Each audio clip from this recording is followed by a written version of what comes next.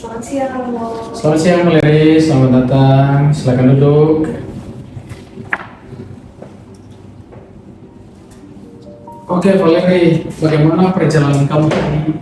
Perjalanannya lancar, Romo. Lancar ya? Wow. Tadi kamu datang menggunakan apa ya? Pakai KRL sama Gojek, Romo. KRL sama Gojek. Nggak pakai mobil? Enggak. Karena macet ya? Iya, Gojek. Pasti macet, apalagi udah mau jam makan siang gini ya.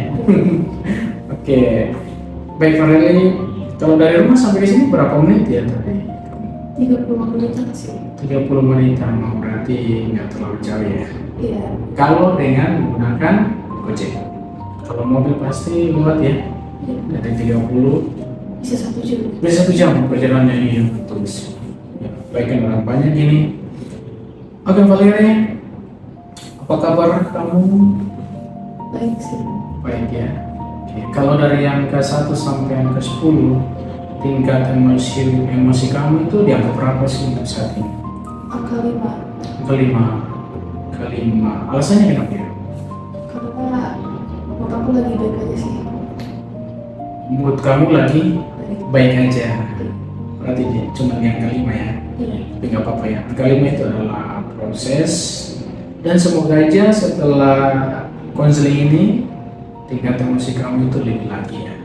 Ya, mungkin emosi kamu untuk lebih meredam hal yang gak bagus itu. Ya. Lalu apa makna kalau kamu menyebut bahwa tingkat emosi kamu itu di angka 5? Mungkin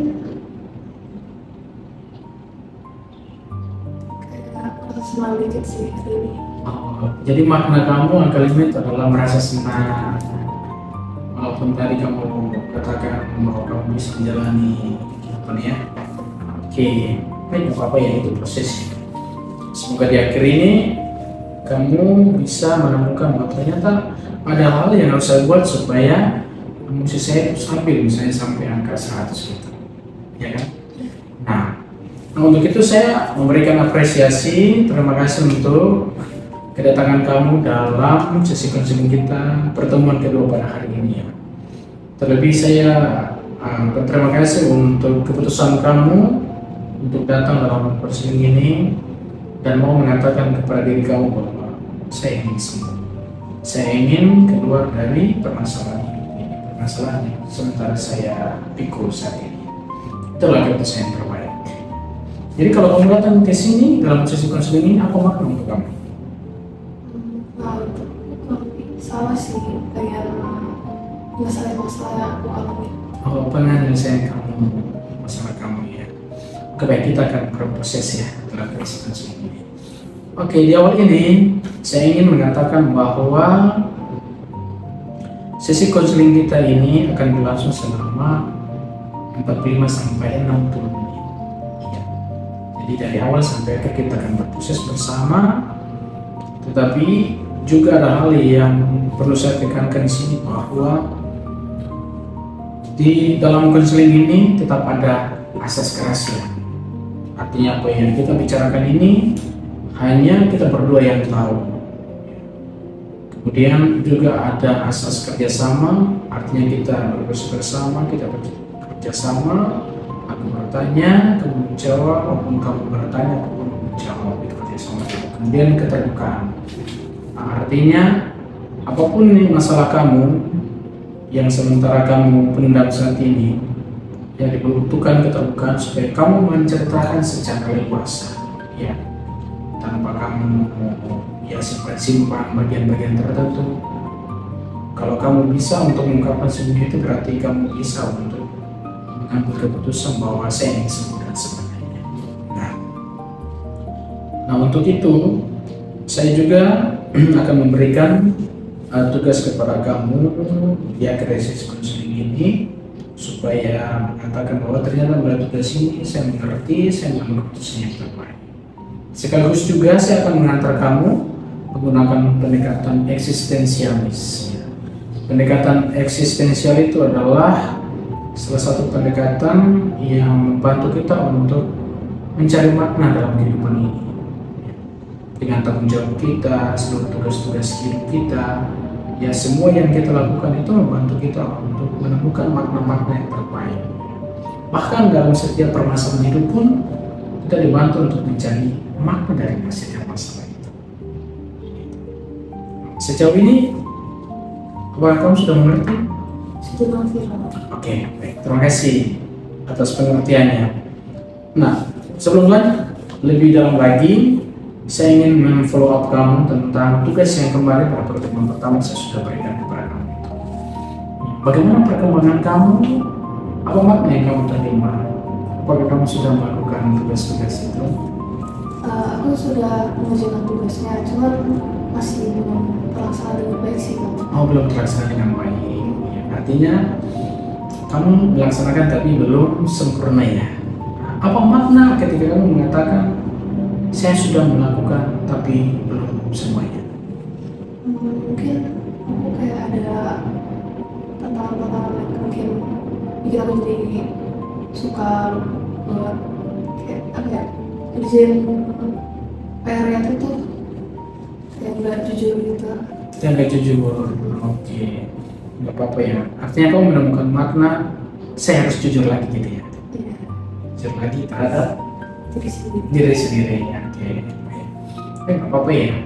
Walaupun belum sempurna, tetapi kita sudah punya progres untuk mau sembuh, mau keluar dari permasalahan kita, terutama permasalahan dari Valerie. Oke, Valerie, itu follow up kita, follow up Anda tentang tugas-tugas itu. Lalu saya memberikan kesempatan kepada kamu, apakah ada yang ingin kamu tanyakan atau sampaikan terlebih dahulu? Sejauh ini tidak ada. Sejauh ini belum ada ya. Nanti dalam prosesnya ataupun dalam sesi konseling kita, kamu juga akan diberikan kesempatan untuk bertanya ataupun mengungkapkan sesuatu. Ya. Oke, Valerie, sebelum jauh, sebelum kita lanjut lebih dalam lagi, saya minta kamu untuk kita berdoa.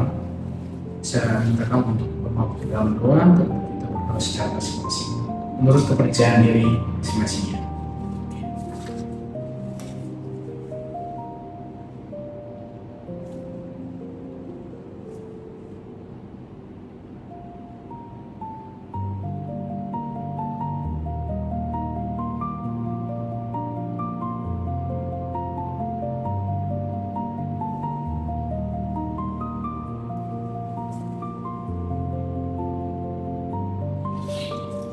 Oke.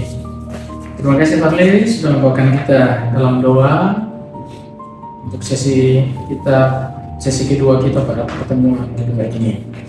Oke Valerie, apa kamu sudah siap untuk melakukan sesi konseling kita pada hari ini? Sudah siap, Romo. Sudah siap ya?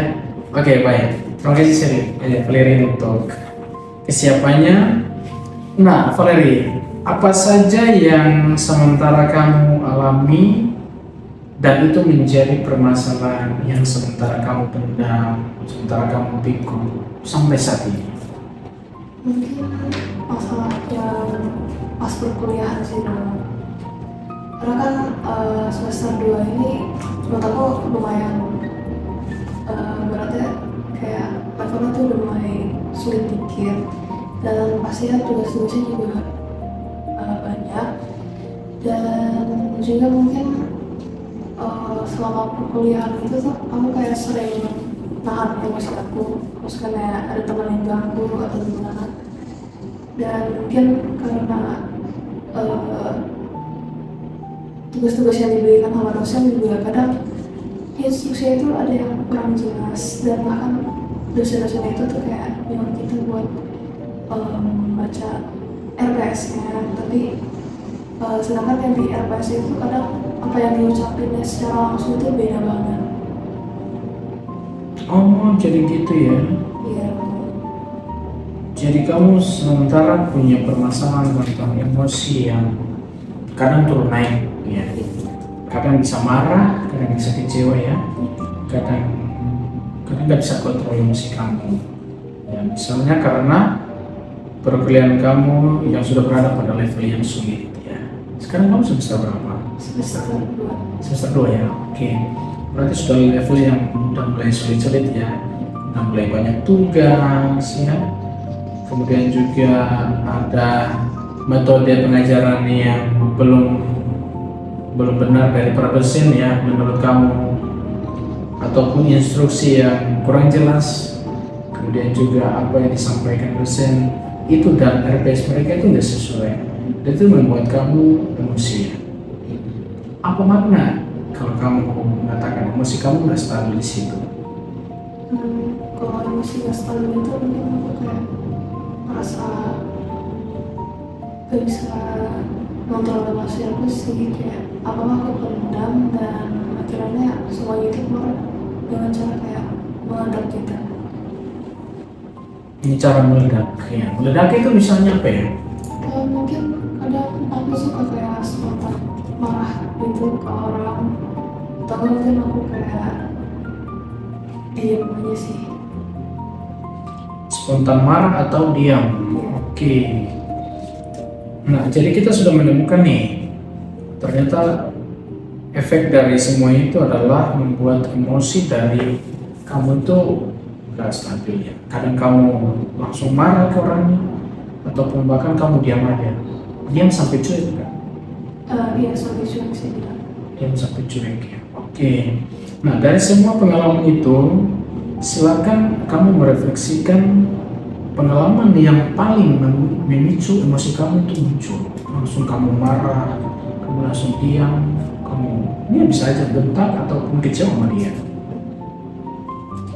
Aku sih pengalamannya paling pas dialog sama teman sih. Pas lagi ujian tugas, apalagi kan minggu ini kan udah mau UAS, dan kadang tuh teman-teman suka kayak nanya-nanya gitu kayak ini kuliahnya online atau offline, sedangkan di grup mata kuliah itu udah dijelasin jelas sama dosennya kuliah itu jam berapa, online atau offline. Tapi kayak kesal aja sih karena mereka nanya-nanya dulu kalau aku lagi sibuk kerjain UAS. Oke, jadi saat kamu ngerjain tugas itu sebenarnya kamu gak mau digangguin. Iya. Apalagi di grup itu kan sudah jelas dosennya bilang waktu ini kapan, offline atau online dan sebagainya udah jelas. Tapi mereka masih tanya-tanya gitu ke kamu ya, bikin kesel ya. Iya. Kamu kan fokus gitu ya. Oke Valerie, lalu ketika kamu fokus untuk mengerjakan tugas kamu, apa maknanya untuk kamu? Kalau aku fokus ngerjain tugas ya karena aku pengen membuahkan hasil yang baik sih buat UAS ini. Karena kan UAS itu kan bobotnya lumayan gede, dan menurut aku harus kerjain tugas ini dengan serius sih. Wah itu bagus banget tuh Valerie ya. Jadi kalau kamu tahu bahwa saya harus fokus untuk mendapatkan nilai yang baik, maka itu sesuatu yang kamu putuskan yang terbaik untuk diri kamu sendiri.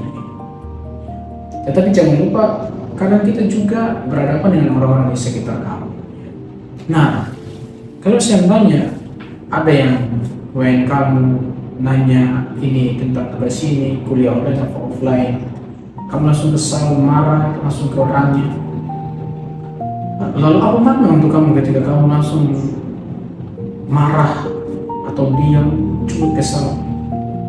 Kalau marah itu kayak aku udah jauh banget, kayak kalau misalnya mereka tuh nge-spam chat gitu, apalagi sampai nge-spam telepon. Kalau diam itu aku kayak udah bener capek banget buat merespon gitu sih. Oke. Nah, jadi makna di balik kamu marah, kamu kecewa dan sebagainya kepada teman-teman kamu pas lagi kamu ngerjain tugas, itu sebenarnya kamu udah capek ya.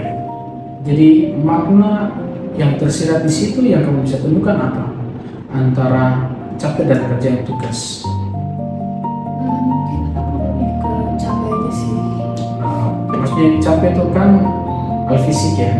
Nah makna bahwa kamu nggak boleh diganggu karena aku udah capek ngerjain tugas untuk mendapatkan nilai yang terbaik, itu maknanya apa?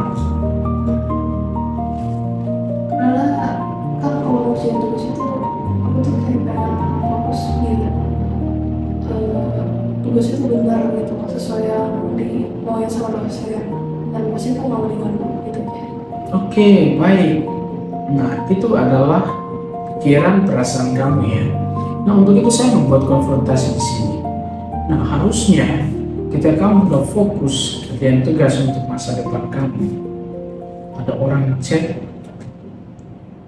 kamu bisa balas dengan santai aja kan? Ya kan? Ataupun ketika mereka telepon, kemudian kamu ngangkat bilang, maaf ya, aku lagi fokus nih. Kamu dengan santai, dengan lembut mengatakan itu. Bisa nggak seperti itu? Bisa. Ya, tapi ternyata yang kamu buat adalah yang kamu buat adalah marah, kemudian kesal, kemudian apa lagi? Kemudian marah, kesal tadi. Dan kamu langsung dia boleh dan sebagainya ya. Sebagainya. Artinya di balik ketidaksesuaian antara pikiran kamu dan perasaan kamu untuk seluruh apa yang kamu buat untuk misalnya mempersiapkan UAS, itu sebenarnya tidak sinkron. Kamu berani mengatakan bahwa ini tidak sinkron. Kamu berani mengatakan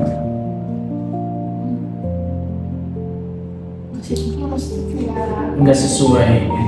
Misalnya kamu berusaha untuk fokus ya, tetapi orang lain juga butuh informasi dari kamu karena mereka teman kamu, mereka percaya kamu.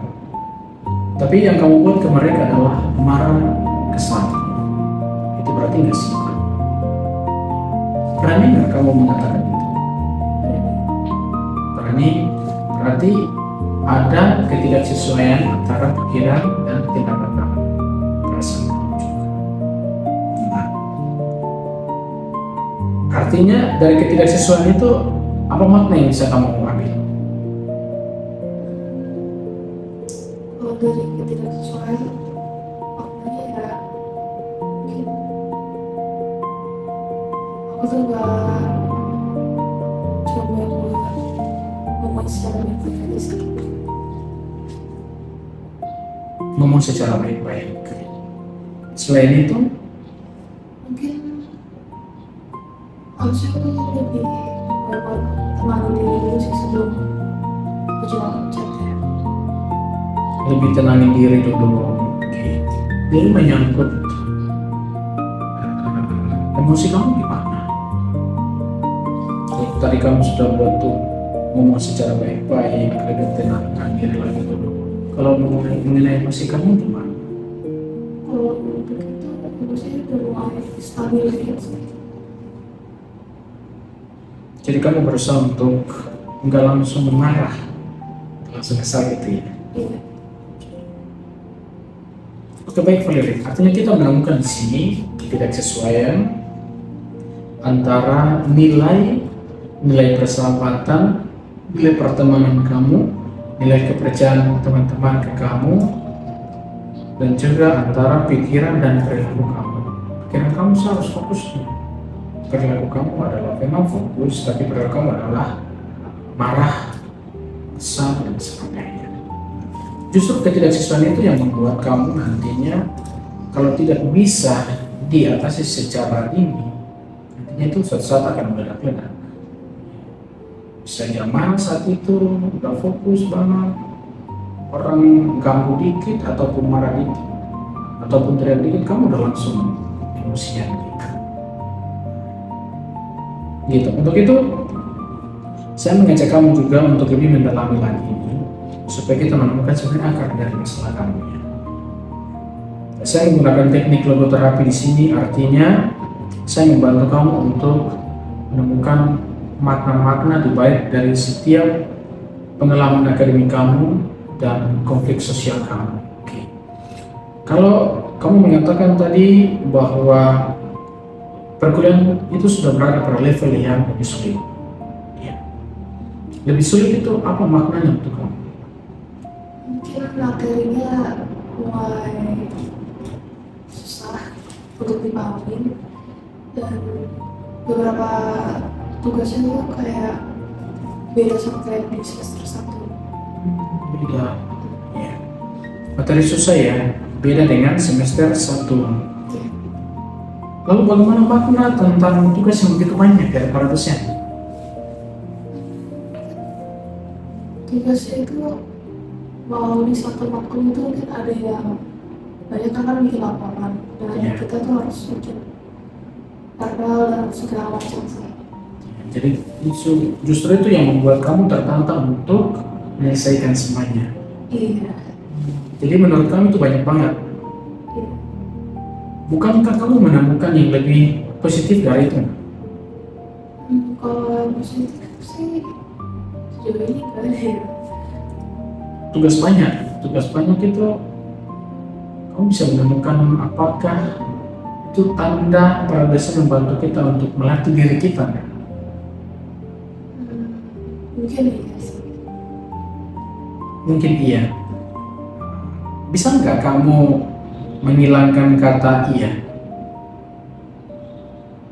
Bisa. Bisa.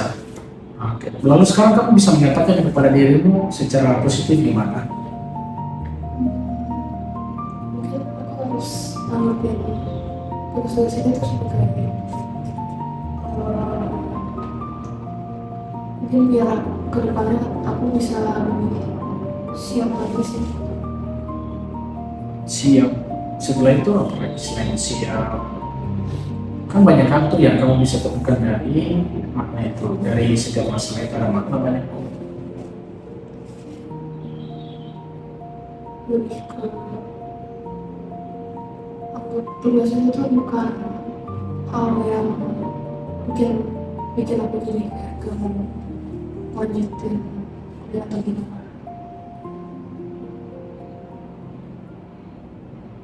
Tetapi tugas-tugas itu membantu kamu untuk melatih diri, mempersiapkan diri. Nantinya kamu akan menjadi seorang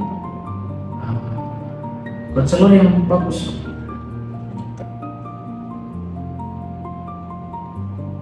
Oke, lalu apa maknanya ketika kamu mengatakan bahwa instruksi yang diberikan oleh para dosen itu kurang jelas? Harusnya kamu mengatakan apa kepada para dosen? Kalau instruksinya jelas, maknanya apa? Kalau instruksi yang jelas itu kan kayak yang diomongin sama yang di itu benar sama persis. Kalau sekalian enggak sama itu tuh kayak mungkin instruksinya tuh suka-suka dosen lah gitu. Iya. Artinya suka-suka dosen itu bagi kamu itu bagus nggak? Ada yang bagus, ada yang enggak. Kalau bagus menurut kamu itu gimana? Kalau ada yang bagus itu kalau sekalian mungkin di RPS-nya itu ada yang bagian yang sulit, tapi dia rubah jadi ke bagian yang mudah itu yang bagus. Cuman Yang kalau bagus. ya, cuman kalau yang gak bagus itu kayak dipersulit aja sih. Oke. Kalau instruksi yang kurang jelas itu apa maknanya bagi kamu? Harusnya seperti apa yang kamu mau? Ya intinya yang penting apa yang diomongin sama yang ditulis itu sama dan jelas. Sama dan jelas ya. Harusnya apa yang diomongin oleh para dosen itu harusnya jelas sama yang di APS. Nah, maka ketika nggak jelas, berarti kamu sebenarnya mencari untuk harusnya bertanya, kamu konfirmasi lagi. Ya, sudahkah kamu buat itu belum? Belum. Nah, kamu belum melakukan itu. Nah, untuk itu apa yang harus kamu perbuat? Coba tanya ke dosennya kalau misalnya instruksinya kurang jelas. Oke, baik. Nah, itu makna yang kamu sudah temukan. Kalau para dosen belum memberikan instruksi dengan jelas, maka yang harus kamu perbuat adalah bertanya. Kamu konfirmasi lagi, ataupun bisa juga kamu chat online atau chat pribadi. Ya, mohon maaf Pak, ini tugas saya nih belum, ya kan? Aku belum ngerti nih bagian ini, gimana ya Pak? Tolong jelasin gitu dan sebagainya. Pasti kok para dosen akan memberikan penjelasan itu lagi. Ataupun pada saat itu ketika dosen menerangkan kamu belum ngerti, ya Pak, bagaimana Pak? Aku belum ngerti nih, nah, gitu. Nah, semua itu kan menjadi makna untuk kita semua. Kalau kita nggak mendapat makna itu, maka emosi kamu itu akan seperti itu. Kamu nggak jelas banget kan instruksinya. Udah mulai kan marah nih, ya kan? Nggak jelas banget nih dosennya. Metodenya ngajar juga nggak begitu bagus.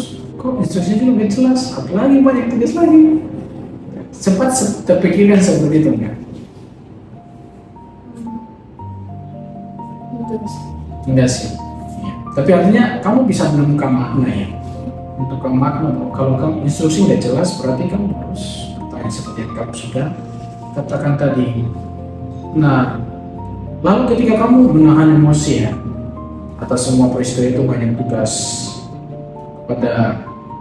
dari para dosen maupun teman-teman juga, apa maknanya untuk kamu kalau kamu menahan emosi? Kalau menahan emosi itu lebih ke aku pengen menjaga perasaan aku biar enggak nyakitin orang lain sih. Menjaga perasaan kamu supaya jangan menyakiti orang lain ya. Wow, ini jawaban yang bagus nih, makna yang sangat bagus nih. Artinya kamu tahu bahwa ketika kamu menyakiti orang lain dengan perasaan kamu itu, maka tentu itu membuat relasi kamu, ya, pertemanan kamu itu juga pasti berantakan ya. Berarti kamu memutuskan bahwa saya menahan emosi nih.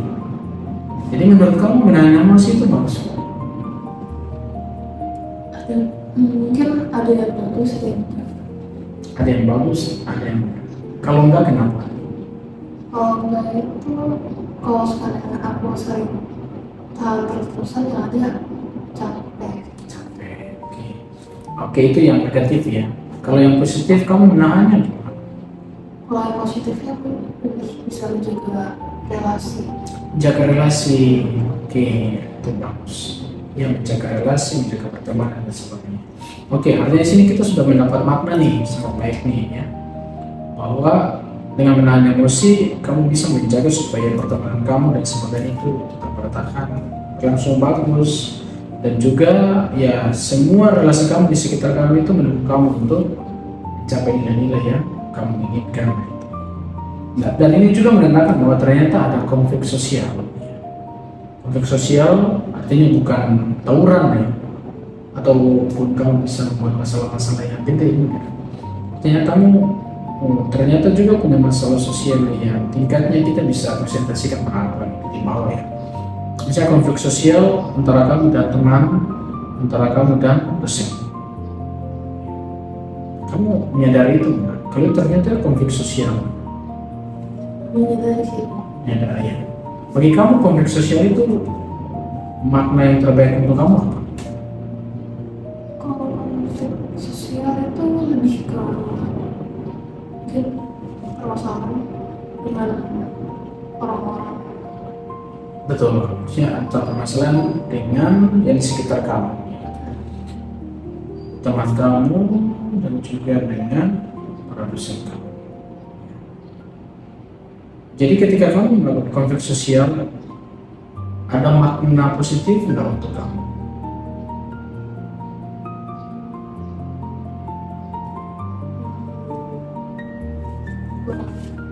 Kayak enggak ada sih. Nggak ada makna positif.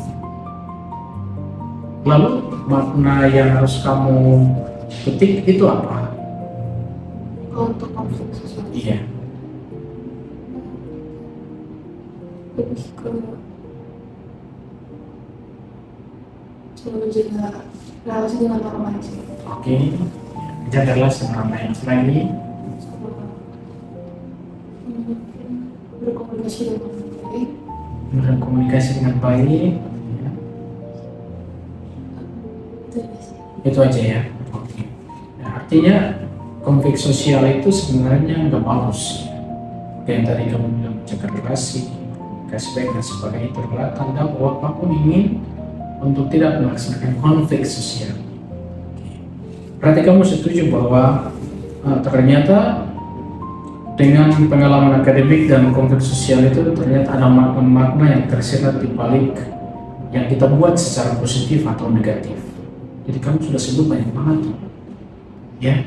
Nah untuk itu, saya akan mengeksplorasi kamu lagi untuk menyadari bahwa ternyata apa yang kamu putuskan saat berhadapan dengan masalah-masalah kamu itu memberikan dampak untuk kamu dan juga untuk orang lain. Seandainya saat itu kamu memilih untuk memberikan dampak positif untuk diri kamu, maka kamu akan menemukan makna positif. Tapi saat itu kamu memutuskan untuk melakukan tindakan negatif, maka yang terjadi adalah makna positif untuk kamu. Nah, untuk itu dari semua pengalaman akademik kamu dan konflik sosial tadi, bisakah kamu menemukan tentang makna-makna yang terbaik dari diri kamu? Kamu harus memutuskan apa yang terbaik dari kamu untuk keluar dari emosi kamu yang kurang stabil ini. Ketika berhadapan dengan akademik dan juga teman-teman dan dosen. Mungkin coba untuk kalau sekarang aku lagi emosi, aku harus redain terlebih dahulu. Sama kalau sekarang ada mungkin permasalahan yang aku hadapin, aku coba buat cerita sama teman terdekat. Oke, apakah cuma 2 hal itu? Saya yakin banyak loh. Coba kamu temukan. Sekarang saya memberikan kebebasan kepada kamu untuk memilih banyak mungkin semua makna-makna yang kamu harus temukan di balik semua pengalaman akademik dan konflik sosial.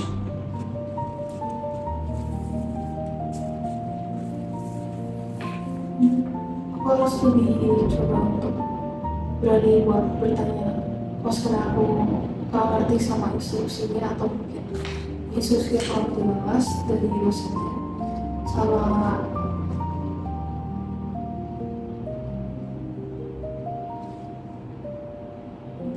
coba untuk berkomunikasi dengan baik sama teman pas karena aku lagi tidak baik-baik saja. Oke, kalau untuk kepada para dosen itu gimana? Mengenai banyak tugas dan instruksi. Banyak pasti. Paling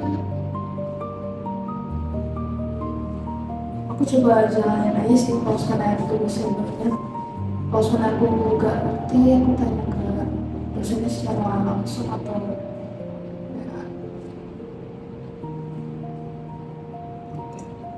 Kalau berhadapan dengan ketika kamu nggak sesuai dengan emosi kamu saat itu, apa yang kamu buat? Kebebasan apa yang kamu bisa buat untuk memberikan makna positif untuk kamu?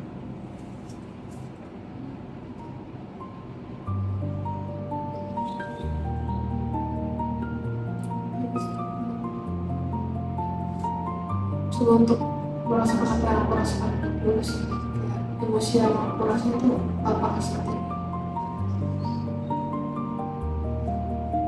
Merasakan emosi yang kamu rasakan saat itu ya. Nah, setelah kamu merasakan, keputusan kamu adalah Menenangkan diri baru berinteraksi dengan orang.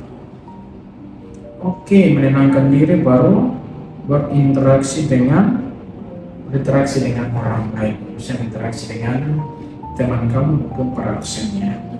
Oke, baik, jadi kamu sudah dengan bebas memilih semua makna-makna ini yang terbaik dari diri kamu ya. Lalu saya ingin bertanya lagi ya, kalau semua makna ini sudah kamu dengan bebas memilih untuk menentukan untuk kamu nantinya gunakan dalam kehidupan akademik kamu, ya, apakah kamu bisa tuangkan itu juga dalam kehidupan pribadi dan keluarga kamu? Bisa. Bisa dengan cara seperti apa? Apakah di rumah juga kamu bisa marah secara tiba-tiba gitu, kepada orang tua ataupun keluarga yang lain? Kalau untuk orang tua karena tapi nggak terlalu kayak agresif banget sih. Oke. Nggak agresif banget ya. Berarti saat kapan kamu biasa nggak agresif? Saat posisinya itu aku mungkin lagi baik-baik aja, mungkin pas kayak aku ditanya-tanya tuh gimana, kayak masih bisa respon dengan baik. Oke, baik. Tapi ternyata emosi kamu ini juga bisa sampai kepada keluarga ya. Jadi ketika kamu bisa marah saat mood kamu tuh lagi jelek ya. Lagi jelek itu karena banyak tugas. Iya, atau enggak ada permasalahan sama teman. Oke, punya tugas atau punya permasalahan dengan teman. Nah, apakah ketika di rumah itu kamu bisa menyampaikan kepada orang tua enggak? Kalau kamu saat ini sedang marah, Ya, biasanya aku menyampaikan kepada orang tua. Sikap orang tua kamu gimana? mereka mendengarkan sih, Mereka mendengarkan, memberikan respon baik juga. mereka memberikan respon yang baik. Ya, oke. Nah, apakah di satu saat tertentu orang tua kamu tuh mengatakan, "Dek, kamu nggak harus marah." Pernah nggak ada pembinaan seperti itu untuk kamu?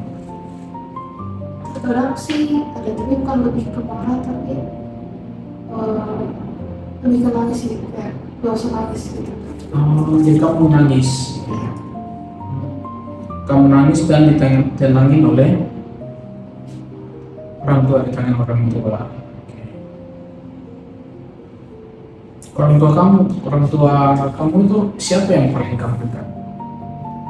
Kalau aku dekat, mungkin saat ini lebih ke mama sih. Dan ke mama. Oke, baik. Nah, lalu dari semua pengalaman kamu bersama dengan keluarga itu, apa makna yang bisa kamu peroleh ketika kamu marah, tetapi nggak agresif, tetapi kamu ditenangin oleh mama kamu? Apa makna untuk kamu? Apa itu?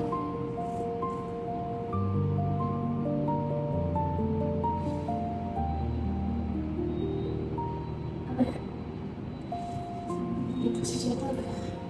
Misalnya kamu melakukan ini dan ditenangin oleh orang tua, dan kamu ternyata mamaku itu sayang, mamaku itu nggak marah, justru mama itu perhatian, justru mama tahu ternyata siapa yang tugas. Bisa nggak kamu temukan makna? Itu dari saya. Nah, kalau sekarang dari kamu gimana? Kamu menemukan makna ketika kamu marah, sempat marah tapi nggak agresif, setelah itu kamu nangis, setelah itu kamu ditenangin oleh mama kamu, ya makna apa yang paling tersirat di balik itu? Aku merasa didengerin dan pasien mama aku tuh kayak peduli sih sama aku. Dengarin dan peduli ya. Oke. Selain itu apa lagi? Perhatian juga. Ya, perhatian. Selain perhatian apa lagi ya? Jadi ingin membantu. Membantu. Ya, Membantu dan menenangkan kamu. Oke, baik. Nah, artinya setiap seluruh proses kehidupan itu selalu ada makna sih. Itu tergantung cara pandang kita aja. Jadi kalau cara pandang kamu itu adalah selalu negatif, maka tentu akan memberikan dampak bagi pikiran, perasaan dan tindakan kamu pasti negatif. Tetapi akhirnya kamu menemukan itu ya, di balik semua hal yang negatif itu ada hal positif kan? Ada ya, artinya kamu sudah sebanyak itu, ya kan? Maka dengan cara demikian, ya eksplorasi kita ini sebenarnya kena dengan masalah kamu. Artinya kamu sadar bahwa ketika saya melakukan ini sebenarnya bagus, tapi sebenarnya belum bermakna yang positif untuk saya dan juga untuk orang lain. Misalnya kamu marah ke teman, bagi kamu itu bagus, tetapi bagi orang lain itu enggak. Tapi karena kamu mengatakan saya perlu menahan emosi, yang saya bertanya dulu sebelum mengatakan kepada para dosen, instruksi kamu itu nggak jelas. Nah, itu sebenarnya makna yang positif untuk kamu dan juga untuk orang lain. Nah, untuk itu, mari sekarang saya mengajak kamu untuk kita menyusun langkah-langkah apa yang paling tepat, ya, yang perlu kamu terapkan untuk nantinya kamu dapat mengelola emosi kamu. Oke, mari kita buat bersama langkah-langkahnya. Ya, dari semua makna-makna yang telah kamu sudah sebutkan tuh, ya, langkah-langkah apa yang kamu terapkan nantinya untuk mengelola emosi kamu dalam menjaga pengalaman akademik kamu untuk mencapai nilai-nilai yang bagus, misalnya IPK yang tinggi lah, dan juga relasi dengan teman-teman dan para dosen dan juga orang tua kamu. Langkah-langkah apa saja yang bisa kamu sebutkan? Untuk yang pertama, coba untuk journaling sih. Ya, Untuk journaling. journaling. Oke. Jadi dari journaling itu aku bisa ngomongin perasaan apa yang aku rasain saat itu, sama mungkin kira-kira langkah apa sih yang harus aku lakukan saat itu. Oke, setelah journaling, Coba untuk mungkin meditasi biar bisa menambahkan pikiran aku lebih dulu.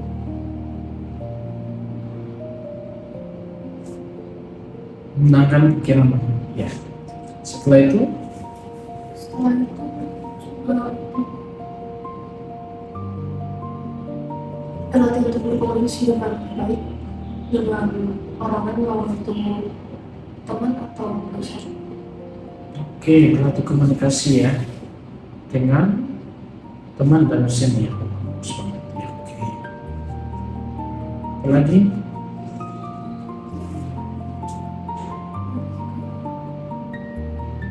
Kalau untuk tugas buat tulis itu sih biar tahu yang mana yang harus dikerjain terlebih dahulu. Oh, berarti punya jadwal harian ya. Iya. Apa yang harus dikerjakan hari ini, apa yang harus dibuat ke esok dan seterusnya. Punya jadwal harian. Oke, mungkin beberapa hal lagi yang kamu bisa sebutkan.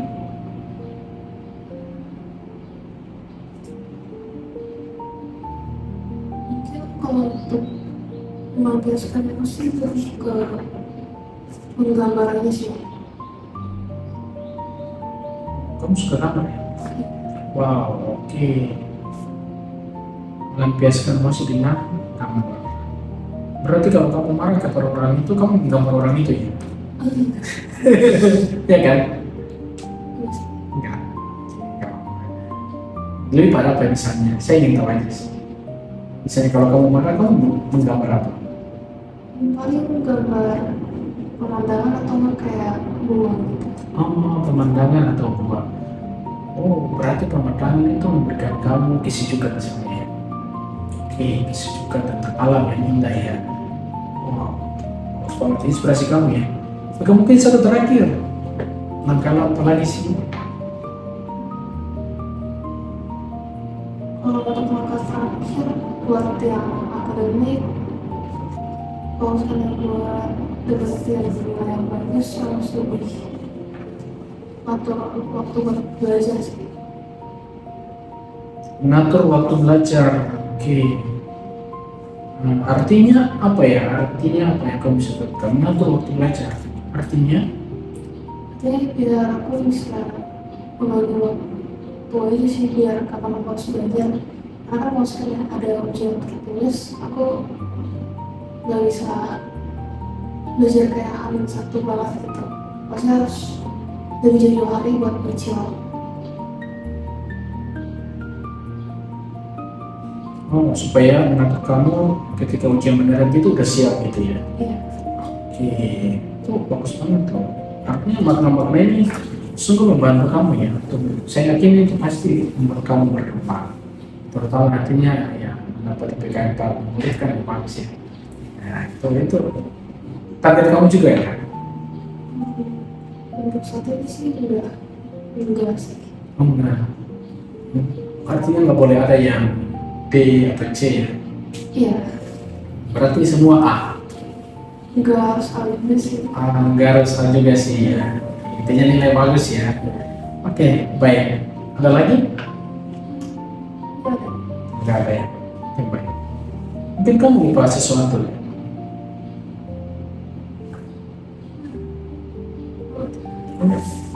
Berdoa nggak? Oh iya,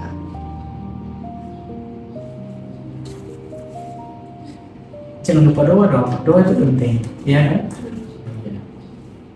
Bagi kamu, apa itu doa sih? Apa itu doa? Sesuai kepercayaan kamu. kalau doa itu lebih suka menghargai diri. Mungkin dewa atau dewi di atas. Hargai dewi atau dewa di atasnya. Itu karena apa? Mereka memberikan apa ketika kamu berdoa? Mereka memberikan berkat yang baik buat aku. Nah itu, jangan lupa berdoa ya. Karena lewat doa itu menjadi sarana perjumpaan kamu dengan sang doa ini. Ya, melalui doa kita bisa meminta rahmat ya. Dalam kepercayaan kamu juga ada rahmat ya. Kamu sebut ada berkat juga. Nah itu bagus. Jangan lupa doa. Doa itu menjadi fondasi utama kita. Kita bisa sukses sih, tapi tanpa doa itu rasa kesan. Kalau kamu udah punya banyak sekali langkah-langkah nih, ya kan? Tapi kamu lupa berdoa, kosong dalam diri kamu.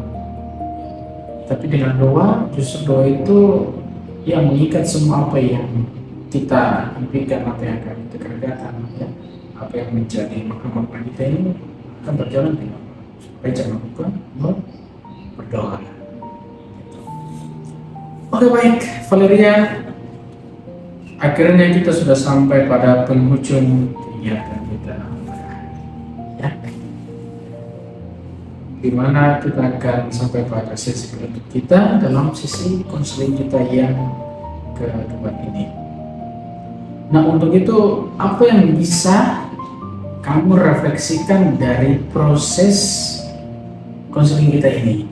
Dari awal ya saya mengajak kamu untuk memunculkan pengalaman masalah kamu, kemudian saya mencari tahu makna di balik permasalahan kamu, kemudian mengajak kamu untuk menentukan sendiri secara bebas. Ya ternyata di balik permasalahan hidupku ternyata ada makna-makna positif yang terkandung dalamnya, sampai pada kebebasan kamu untuk memilih nilai-nilai yang terbaik. Akhirnya kita sama-sama membuat langkah-langkah tadi untuk mengatasi permasalahan emosi kamu, permasalahan akademik, dan juga tentang relasi kamu dengan teman dan para dosen. Silakan kamu refleksikan ya. Refleksikan apa yang berguna bagi kamu untuk masa depan kamu. Mungkin yang berguna itu lebih ke melihat sesuatu hal itu yang dari sisi positifnya. Nah, jika aku mau ada di permasalahan itu, pasti setiap permasalahan itu bisa ada keluarnya. Oke, apalagi?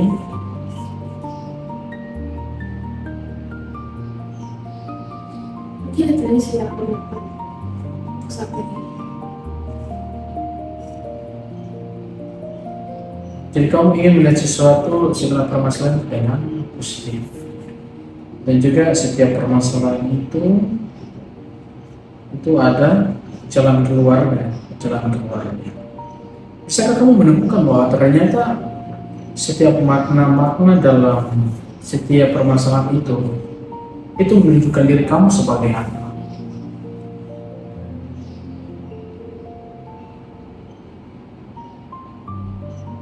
Masalah Iya, maksudnya dari setiap permasalahan yang telah kita bicarakan ini, dan kamu juga telah menentukan dan juga telah menggali setiap makna di balik semua itu. Lalu itu semua menunjukkan kamu itu apa? apa itu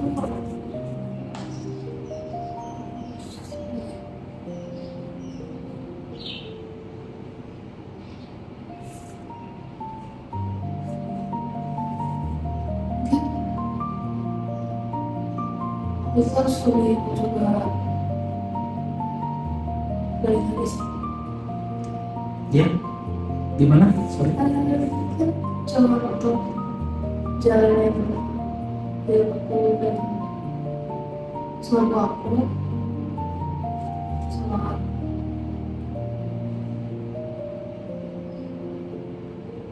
Soal apa? Itu aja. Oke, baik.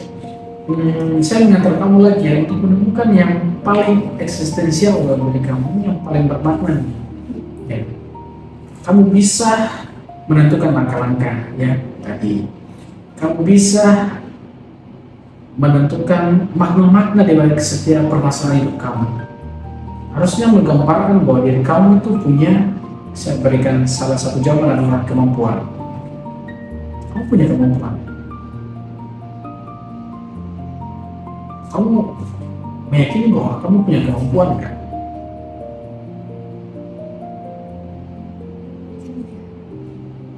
Bisa nggak kamu lepasin kata mungkin? Ya bisa. Kamu punya kemampuan itu. Untuk itu saya bertanya lagi. Mungkin nggak kamu bisa mengatakan kepada diri kamu, saya punya kemampuan untuk keluar dari permasalahan ini. Saya. Oke, untuk itu saya bertanya lagi.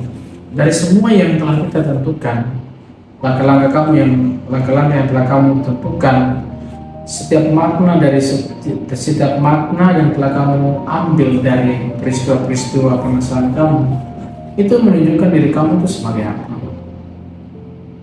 bila kita punya kemampuan dan yang disiplin apa. Oke, selain punya kemampuan, kamu punya tugas dan tanggung jawab untuk diri kamu. Ya. Oke, kamu eksis, kamu ada di sini untuk menentukan arah hidup kamu. Maka dari semua permasalahan sesi konseling ini, saya ingin merangkum bahwa ternyata kamu punya kemampuan yang begitu kuat, begitu tinggi untuk bisa menyelesaikan apa yang sebenarnya harusnya akan lakukan untuk mencapai hal yang membuat relasi kamu buruk, permasalahan akademik kamu menurun dan sebagainya. Kamu punya kemampuan, kamu ada saat ini, berarti kamu ada untuk menentukan masa depan kamu, diri kamu. Maka kamu pun dengan kemampuan yang kamu miliki, itu kamu bisa menentukan banyak sekali tuh maknanya setiap masalah tuh, bahkan juga langkah-langkah yang telah kamu buat ini. Kamu eksis, kamu ada saat ini untuk menyelesaikan sendiri hidup kamu. Orang lain itu bagian dari perjalanan kamu. Kamu menjadi yang utama dari masalah hidup kamu, menjalani hidup kamu ini. Iya kan? Nah, dengan cara demikian, jangan lupa bahwa Tuhan, ya, kepercayaan kamu juga mengatakan kita semua diberikan kemampuan. Maka kemampuan itu harus kamu pakai baik untuk mengatakan, oh kalau saya marah saya harus ini, pasti, ya kan? Kalau saya nggak senang dengan cara mengajar dosen, instruksi yang nggak jelas, saya harus ini, positif. Kalau ketika di rumah orang tua nanya dan saya langsung emosi, oh saya harus melakukan ini supaya orang tua nggak kecewa, orang tua nggak sakit hati dan sebagainya. Artinya ketika kamu membuat itu, maka kamu menemukan ternyata Tuhan memberikan kemampuan itu supaya saya menjaga diri saya tetap sehat, kuat, bisa keluar dari permasalahan. Saya merangkum seperti itu ya. Artinya dengan pendekatan ini dan juga teknik yang telah saya gunakan, itu membantu kamu untuk menentukan supaya kamu bisa keluar dari masalah-masalah kamu tadi. Oke, untuk itu saya memberikan kesempatan kepada kamu untuk menyampaikan sesuatu ataupun ingin bertanya.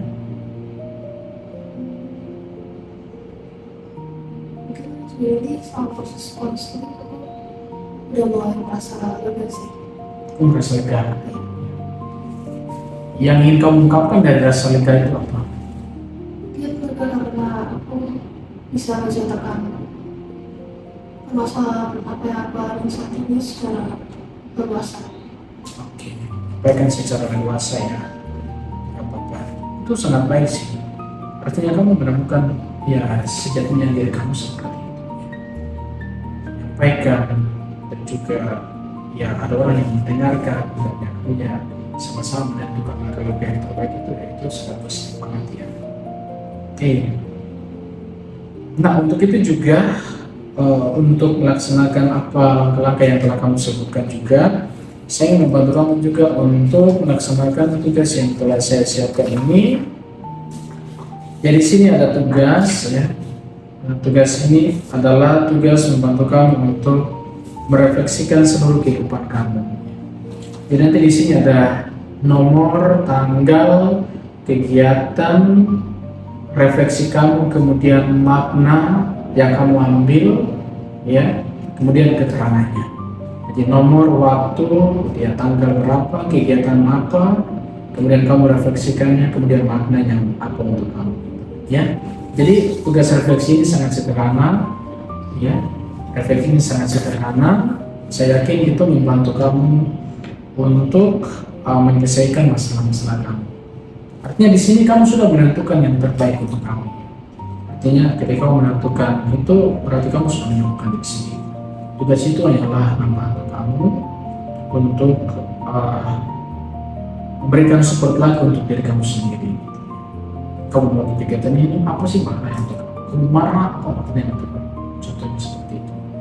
Ketika kamu berhadapan dengan tugas ini, akademik ini dan sebagainya, kamu merasa ini apa maknanya untuk kamu? Refleksinya apa?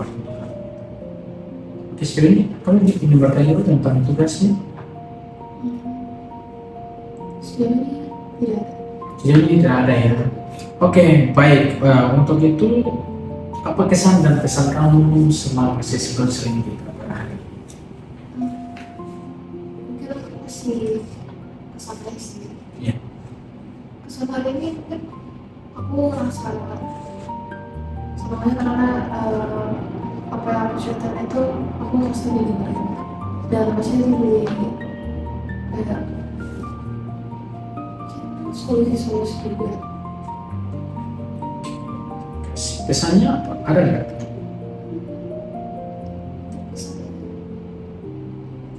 Kalau untuk menurutku ya tetap semangat aja sih. Tetap semangat. Oke, terima kasih. Kamu juga harus semangat toh. Oke, baik. Nah, mengenai kesan dan pesan, terima kasih ya untuk kesan dan pesannya. Sama-sama semangat ya. Artinya semoga dengan konseling ini kamu juga bisa sembuh ya.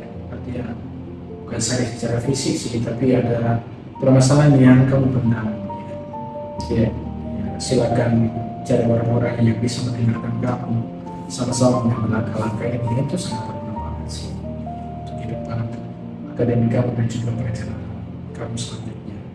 Oke, untuk itu di awal tadi saya sudah menyatakan tentang skala emosi kamu ya, untuk pengalaman akademik kamu dan juga tentang relasi kamu dengan teman-teman dan juga profesi. Di akhir dari konseling kita ini sudah di angka berapakah tingkat emosi kamu? Untuk saat ini tingkat 8. Ke 8 ya? Oh, berarti progresnya tinggi ya. Dari 5 ke 8. Apa makna 8 untuk kamu?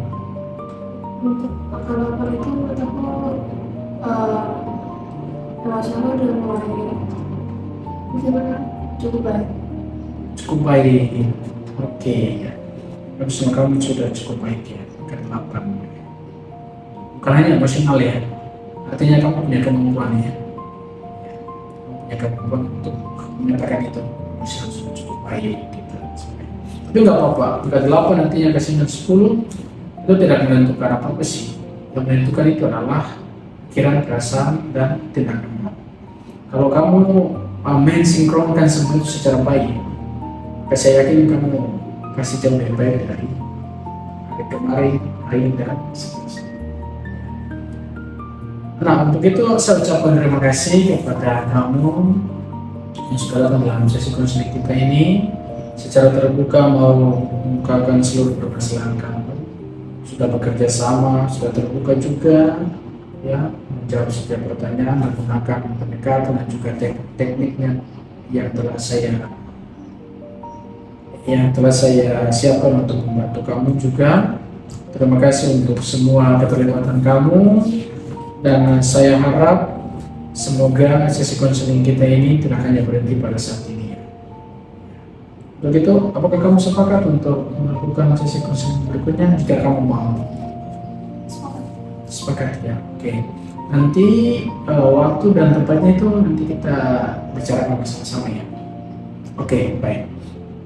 Nah, untuk itu terima kasih untuk semuanya. Kita akan mengakhiri sesi konseling kita ini dengan doa. Ya, izinkan saya untuk membawakan doa secara Katolik sebelum saya memberkati. Mari kita berdoa.